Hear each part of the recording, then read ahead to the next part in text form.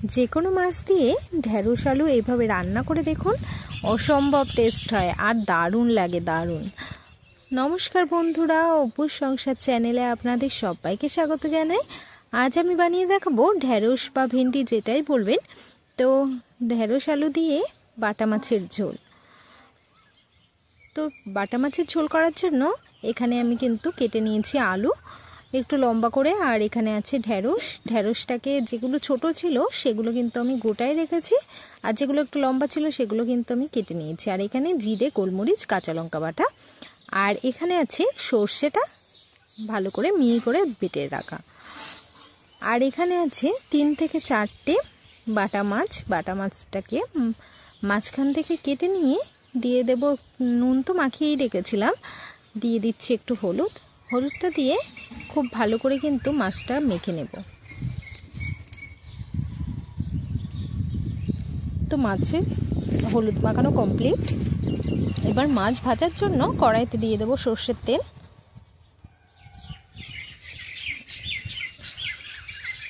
তেলটা গরম হলে এভাবে কিন্তু একটু তেলটাকে নাড়াচাড়া করতে হবে।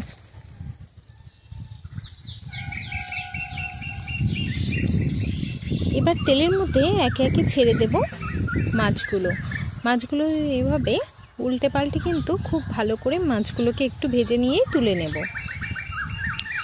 তো দেখুন মাছগুলো ভাজা হয়ে গেছে, এবার মাছগুলো আমরা তুলে নেব একটা থালার মধ্যে।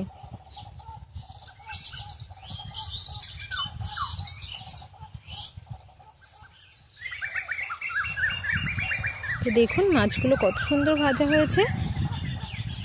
এবার ওই ভাজার তেলেই দিয়ে দেব জিরে ফোড়ন। জিরেটা দিয়ে একটু নাড়াচাড়া করেই কেটে রাখা আলুটা দিয়ে দেব।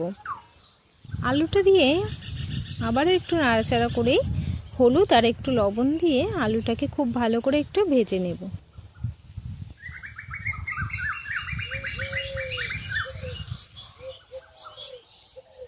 আলুটা ভাজা হয়ে গেছে, দিয়ে দেব ঢেঁড়স।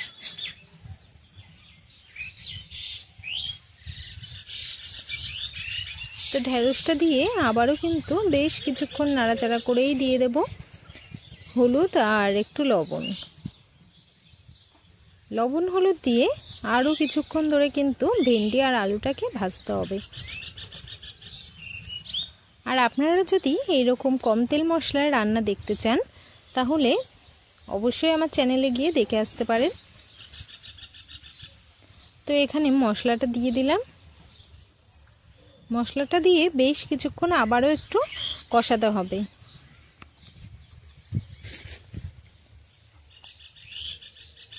দেখুন কষানো হয়ে গেছে, এবার দিয়ে দেব গরম জল।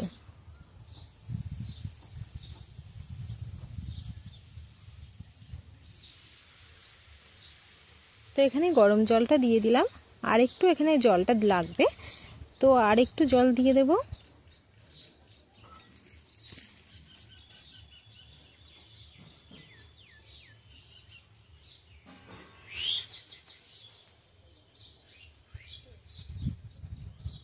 তো দেখুন ফুটে উঠেছে, এবার একে একে আমরা ভেজে রাখা মাছগুলো এর মধ্যে দিয়ে দেব।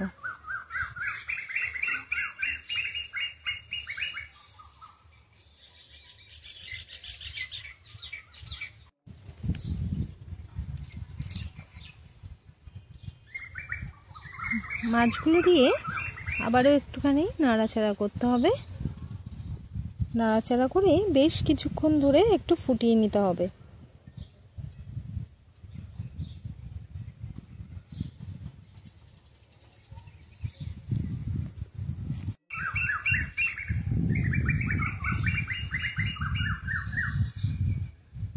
তো দেখুন এখানে কিন্তু ঝোলটা ফুটে কালারটা একদম চেঞ্জ হয়ে গেছে। তো এখানে আমি সর্ষে বাটাটা দিয়ে দিয়েছিলাম, সেটা দেখাতেই ভুলে গেছি। তো আপনারাও সর্ষে বাটাটা দিয়ে একটু নাড়াচাড়া করে নেবেন। নাড়াচাড়া করে নামিয়ে নিলেই রেডি হয়ে যাবে ঢেঁড়স আলু দিয়ে বাটা মাছের ঝোল। তো আশা করি আজকের রান্না আপনাদের ভালো লেগেছে। ভালো লাগলে লাইক, কমেন্ট, শেয়ার করে দেওয়ার অনুরোধ রইল। আজ এই পর্যন্ত, আবার দেখা হবে নতুন কোনো ভিডিওর সাথে। ততক্ষণ সবাই ভালো থাকবেন, সুস্থ থাকবেন। ধন্যবাদ।